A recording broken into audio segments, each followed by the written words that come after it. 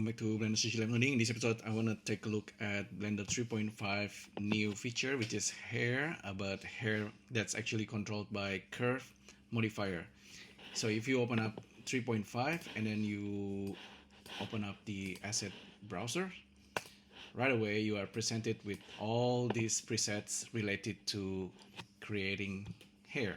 Okay, they are all apparently geometry nodes presets as well that you can simply drag and drop. So they've been put into these different categories, and if you want to jump into it right away, I recommend you don't do that.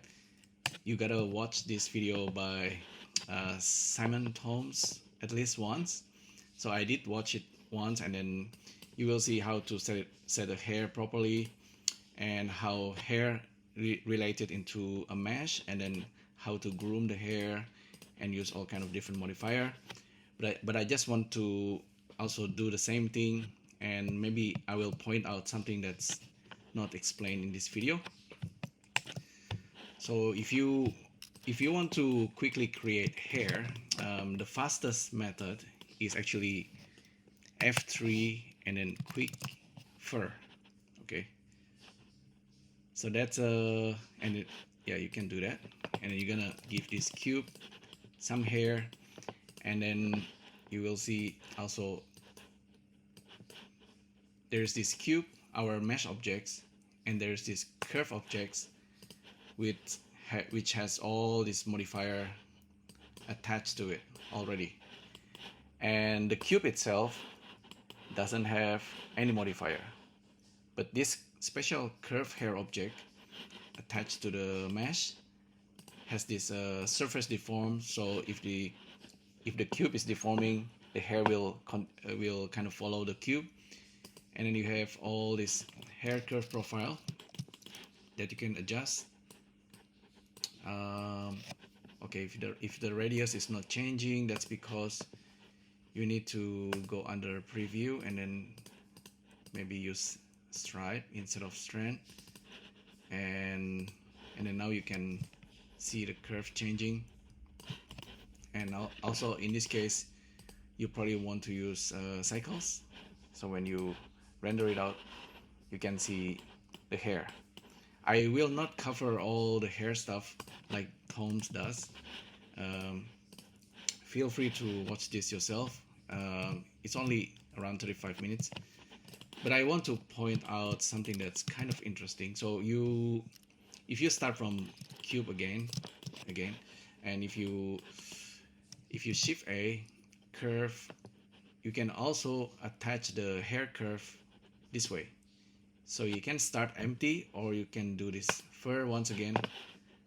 It's the same thing like quick fur, okay? But you can, if you go under this menu, there's this little bit of options for you to kind of modify the curve slightly before you go any further, which is pretty interesting. So this is like a kind of like a functions on top of the modifier. So this is only once-off thing. And you can also, of course, start from scratch. So with a mesh being selected, Shift A, again, curve, empty hair. Now this time we will use empty hair, so we got nothing. But if you select our cube, we actually have this curve objects that's being attached to this guy. I've done a video in the past showing this as well. But if now select our curve and go into sculpt, you can see we got some tools related to hair. So you can add hair this way. So a single hair at the time at the points of your cursor. You can also use this density. Okay, I just demonstrating the tools. There is also comb, of course. You can comb the hair, and I believe this works only on a mesh with a proper UV. So you need to do your UV first, because this is a simple default cube. It's already have UV, and there's a snake hoop which is kind of handy if you want to grow hair like a Sadako, you know, like a Japanese horror movie. You can also, yeah, grow and shrink. I think shrink is, if you hold control, you can shrink it or grow, and you can pinch, puff, things like that. And so yeah, just add a bit more hair, grow a little bit more, just random, you know, totally random. Okay, this is cool and dandy. The curves is definitely growing from this cube, and you can give it materials, but we haven't touched these presets, which is kind of interesting. So maybe you wanna definitely try everything. Let's try like the basic one. Where's noise? Maybe start with freeze hair. If you drag and drop it into the curve, yeah, if you drag and drop it directly into the curve instead of the cube, be careful because it might drop into the cube. You want it on the curve itself. Now you can kind of deform it on the fly. And this is actually a geometry nodes objects. If you dig inside it, it's pretty complex underneath. Maybe you never want to touch it. You can, but you can definitely go inside this modifier. So play around with this. It's highly recommended for you to play around with this new presets. So I'm just showing you the tools, like a demo kind of guy. It's not gonna create anything artistically beautiful, but definitely have fun with it. Let's try roll hair, drag and drop it into the curve. It's not into the cube. This one I quite like the roll one. Maybe it can be useful not just for hair but for some kind of effects. If you render it, yeah, you can see it doesn't have material by default. Maybe let's give it a material.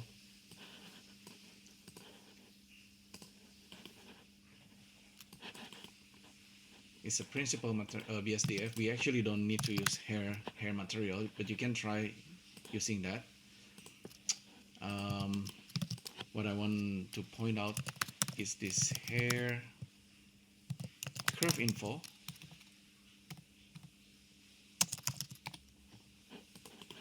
And there's a intercept color ramp. If I'm not wrong, it's gonna response into our curve.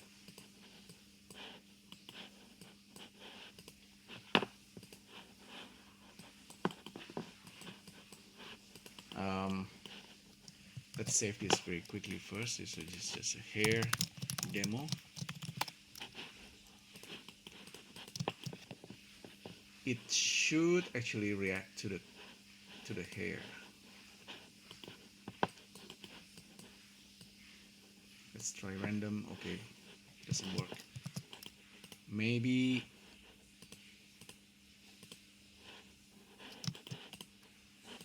so. This is using the curve fur material. This one using our material, but we don't see anything. Okay, we need to be rendering it out. Okay. Yeah, intercept will give you a color, I think, based on the original base of the hair all the way to the end of the hair. I think I have shown you this before in the past, but definitely I want to show it to you again. So same thing with this guy. Use nodes, color ramp, curve info, because every strand of the hair is a curve, and you use intercept, plug into this guy. Try, okay, the base usually darker color, but the top part maybe a bit brighter. but you probably want to add another color, just if you want to have like a gradient kind of hair, which is kind of trendy at the moment. So yeah, that's the hair. Actually, there's a lot more to this. Before I finish, there's actually one thing. If you use hair on a text object, okay, this is something that Simon Thommes doesn't talk about. If you use hair on a text, it will not work right away. Okay, we can create like select a nice font, and then you want to attach hair into this guy. It will not work because text objects itself is actually a curve. How do we make it work? The funny thing is, there is this generations and there's this modifier, generate hair curve. You can try drag and drop it into the font itself, and apparently this works. If you don't believe me, okay, the text objects itself, in order to have fur, you cannot just shift A and then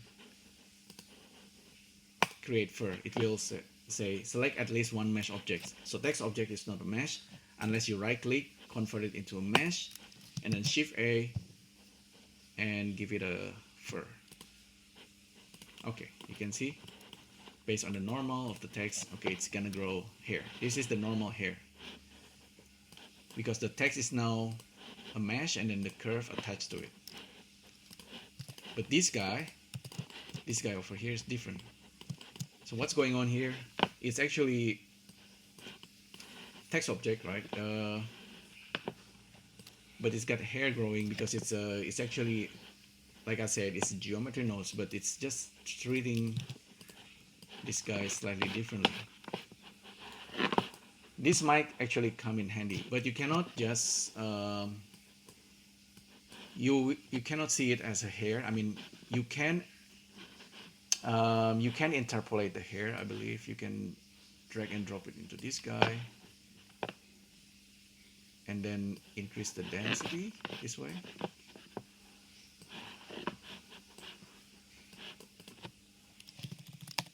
Yeah, now it's a little bit thicker, and then you can actually guide and deform the hair.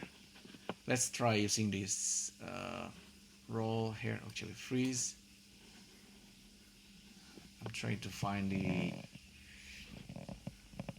the noise here, but just maybe, okay, hair curve noise. Drag and drop it into the mesh itself. Yeah, this actually works.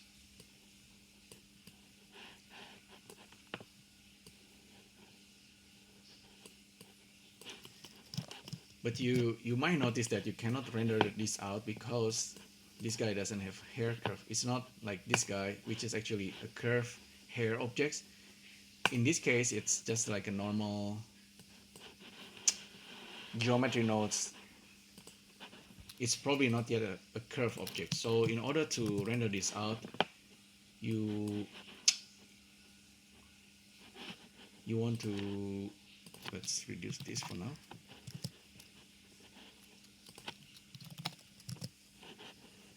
You want to create another geometry nodes and then treat this hair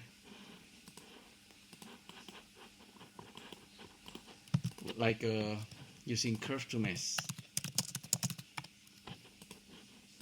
and then you use a circle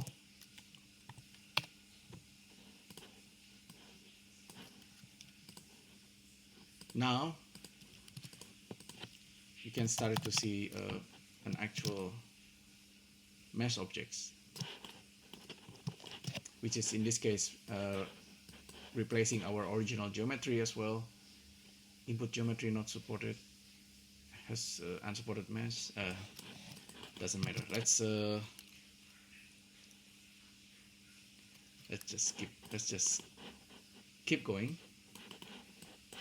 And I believe you can actually make the ending part a little bit smaller, but I don't worry about that for now. But at least you know that if you have a text objects and you want to attach something on it, you can do it this way. So you can grow hair and then play around with the density. You can have density, mask, whatever. I haven't tried this myself. You can have mask texture. Then the next steps, of course, you can interpolate the hair if you want to have more or less density. I believe this could be handy if you want to animate the hair. You want to animate like a smaller curve of like smaller number of curves that's controlling like a actual curve hair objects. And if you can also use this to have control over, you can use geometry nodes to control the curve itself more easily.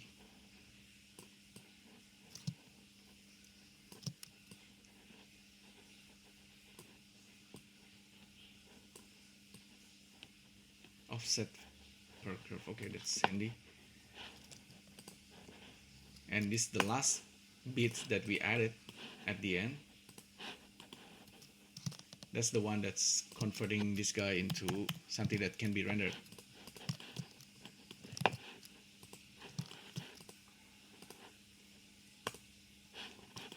Maybe we need to set material as well.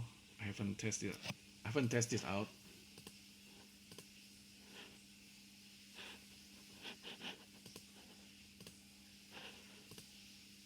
Okay, so it doesn't have the curve thing.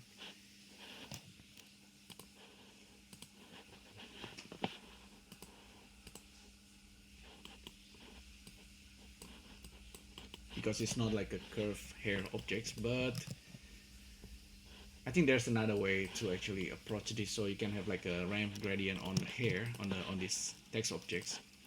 But the nice thing, of course, this thing is still live, and you can you can change the text objects itself, and then it will update into the modifier. Okay, and we can try use all kind of modifier on these objects, and I believe it should still work. So this is, I'm using raw.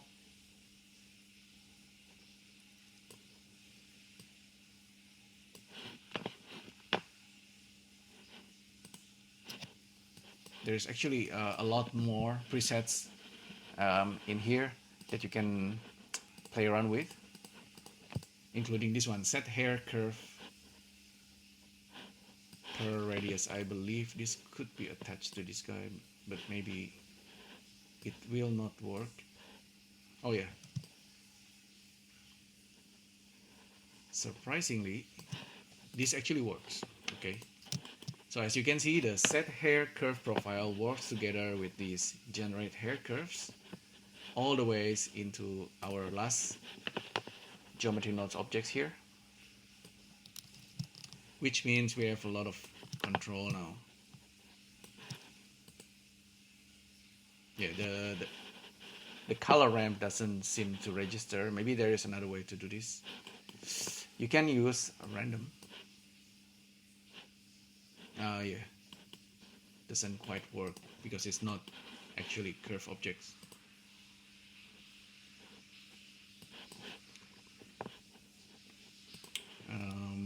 Yeah, maybe if we want to grow more hair, it's gonna use a lot of memories, but just want to demonstrate.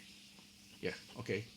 So this is text objects with all these hair geometry presets nodes that comes with Blender now being applied to text objects, and yeah, and the text object is still live. So this is just this is what I want to show you from the very beginning. I think Simon does not talk about this part, but yeah, what's interesting question is that how do we connect this hair that we generated into the hair curves itself? If we actually want to have actual hair curves, how do we connect that? That's probably for the next video, or someone will answer that. But that's pretty much what I want to show you. Hopefully you find this useful. Thanks again for tuning in, and I'll see you next time. Thank you. Bye.